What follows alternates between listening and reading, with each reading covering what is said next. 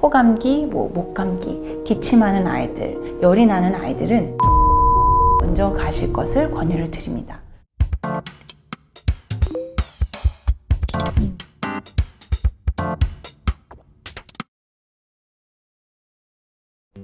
안녕하세요. 우리 아이를 위한 클릭 우아클의 김규현입니다. 네, 우아클 선생님이 목폴라를 입었어요. 옛날부터 어르신들이 그러시잖아요. 감기가 안 걸리려면 목이 따뜻해야 된다. 왜 그런지를 제가 정말로 많은 문헌들을 찾아봤는데 한방적인 설명이 많이 있었고, 목 부분이 따뜻하면 목 쪽에 있는 혈관이 조금 이완이 되면서 혈류량이 많아지고 목 부분의 기관들이 더 면역적으로 건강해진다, 이러한 얘기가 있더라고요. 저도 뭔가 컨디션이 안 좋고 감기 기운이 있으면 목폴라부터 입고 목을 따뜻하게 하는 편입니다. 이렇게 감기가 걸리면 그 다음 고민되는 게 있죠. 어떤 병원을 갈 것인가. 제 친구들이 맨날 물어봐요. 야, 소아과 가야 돼? 이비인후과 가야 돼? 저는 소아과 전문의이기 때문에 소아과로 가시라고 말씀을 드리겠죠.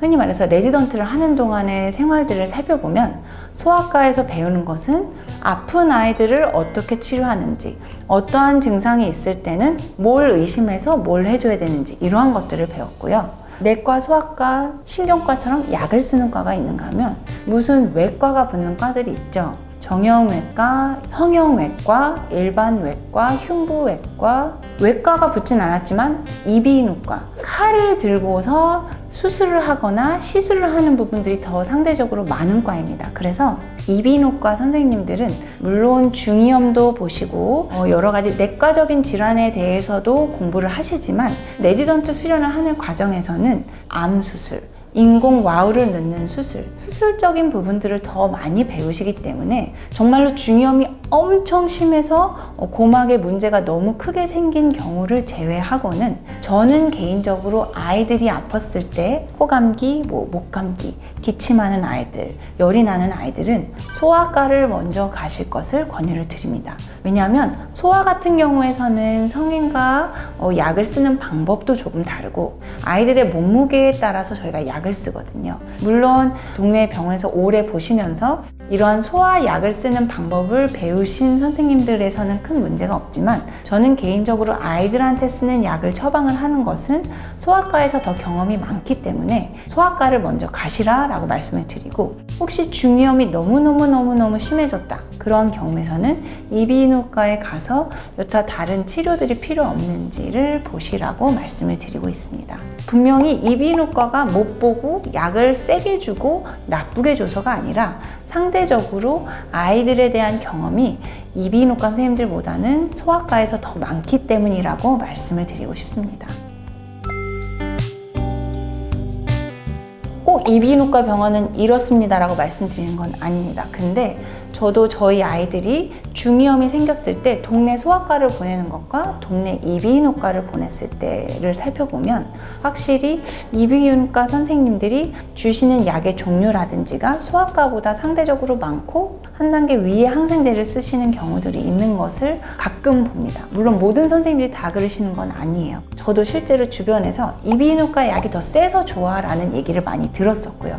약을 세게 주는 것이 물론 환자 입장에서는 빨리 좋아진다라는 장점은 있지만 과연 그게 정상적인 면역 체계에 어떠한 영향을 끼칠 것인가, 길게 봤을 때는 항생제 내성 문제라든지 여러 가지 그런 약의 부작용들에 대해서도 우리가 어떻게 생각을 해야 될 것인가를 조금 살펴보면 반드시 약 종류가 많고 약을 많이 세게 쓴다고 해서 좋은 의사는 아니다 라고 말씀을 드리고요. 아이들이 걸리는 감기는 약을 주건 안 주건 낫습니다. 다만 그 차이는 2, 3일 정도인 것 같아요.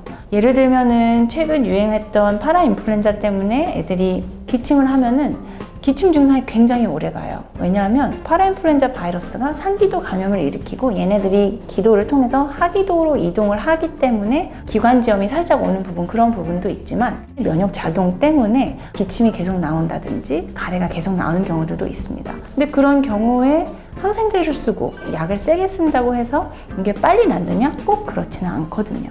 이 아이가 어떠한 상태에 있어서 어떠한 약을 어떻게 줘야 되는지, 약이 필요한지 필요 없는지는 개인적으로는 경험이 더 많은 선생님이 유리할 거라고 생각을 하고, 소아과 선생님이 아이들은 더 많이 보셨겠죠. 그래서 이런 측면에서 저는 이비인후과보다는 소아과가 조금 더 유리하다라고 말씀을 드리는 거고, 경험이 많으신 선생님한테 갔을 경우에서는 그렇게 크게 차이가 없을 수도 있다는 생각은 듭니다. 많이들 얘기를 하시죠. 감기는 초반에 휘어잡는다. 근데 감기를 일으키는 바이러스가 꼭 한 가지 종류만 있는 게 아니고, 감기가 같은 바이러스에 의해서 걸린다 하더라도 사람들마다 그때의 컨디션, 그때의 면역 상태, 예를 들면 백신을 맞은 지 얼마 안 됐는데 감기가 걸리면 건강한 상태에 잠도 잘 자고 컨디션이 좋을 때 걸렸던 감기보다 증상이 훨씬 안 좋을 수 있습니다. 2, 3일 밤을 새다가 걸린 감기보다는 푹 잘 잤던 상태에서 걸린 감기가 당연히 경과도 좋겠죠. 그래서 저는 빨리 내 컨디션이 최고로 올라올 수 있도록 잘 쉬고 잘 먹고 물 잘 마시고 손 잘 씻고 개인 위생을 잘하는 부분, 이러한 부분들이 더 중요하다고 봅니다. 그래서 저 같은 경우에서도 손을 아주 열심히 씻는 편이 아니었어요, 옛날에는. 근데 코로나19 시대가 되면서 손을 굉장히 신경 써서 열심히 닦게 됐죠. 그러면서 저도 개인적으로 감기가 덜 걸리는 것을 확인을 했어요. 그래서 감기가 걸리지 않게 예방을 하는 가장 중요한 팁은 손을 잘 씻고, 특히 밥 먹기 전에 손 잘 씻고, 화장실 갔다 나와서 손 잘 씻고, 외출하고 들어와서 손 잘 씻는 것이 가장 중요한 것 같고요. 내가 감기에 걸렸을 때는 외출을 하지 않아서 남에게 바이러스 감염을 덜 시키는 것도 굉장히 중요하고, 예를 들면 기침 에티켓 같은 거 있죠? 손으로 보다는 옷으로 가려서 묻은 것을 남들에게 주는 것을 최소화시키는 부분들, 이런 것도 굉장히 중요한 것 같고, 그 다음으로는 잘 쉬는 게 굉장히 중요한 것 같습니다. 제가 옛날에 어떤 논문을 읽었는데, 독감 주사를 맞기 2, 3일 전에 잠을 잘 자는 것과 잘 못 자는 경우, 어느 경우에서 항체가 더 잘 생성되느냐, 이런 논문이 있었는데, 당연히 잠을 2, 3일 동안 푹 잤던 군에서 항체 반응이 잘 나왔습니다.